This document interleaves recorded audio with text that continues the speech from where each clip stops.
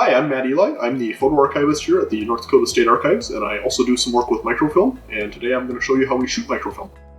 Okay, so now I'm going to show you how we would load the microfilm camera, and normally this would all be done in the dark so you wouldn't expose any of the film. So first you'd want to open up the door to the camera. This is on the back side. Then you've got to pull down this little lever here, and then you will load the film with the one on the roll facing out, and then you've just got to kind of spin it around until it drops on. There's a little notch there, and there's a notch on the wheel as well that it should fit into. Oops, and it looks like I got it on there first try, so it was already there.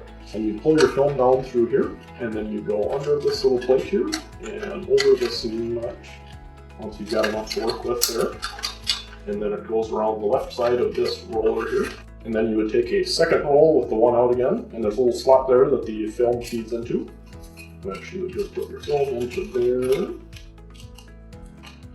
like so, and then you can give it a little turn to get it started. And then you would go through the same process, which I got right on the peg again the second time there.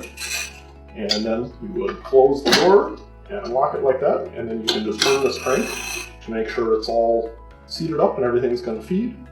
And you would lock this one, and you turn it over to the middle position here.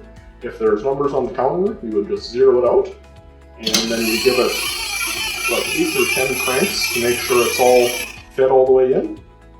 And then you can turn it again, the direction it faces when you film, and then you would just crank it up.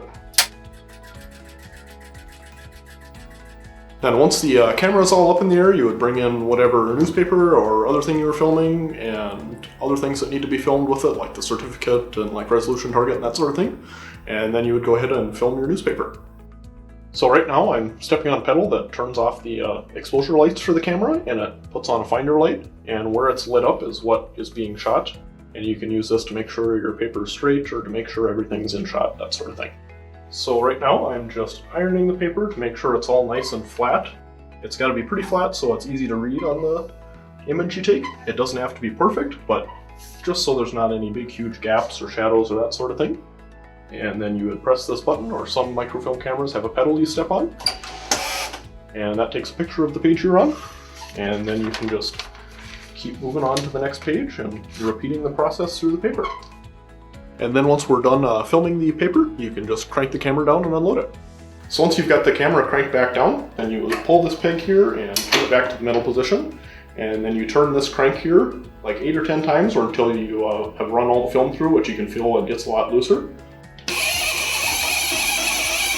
And in this case, we've run all the film through. Then you would turn it back around to this side again, and like that. And again, this would all be done in the dark, so you didn't expose any film.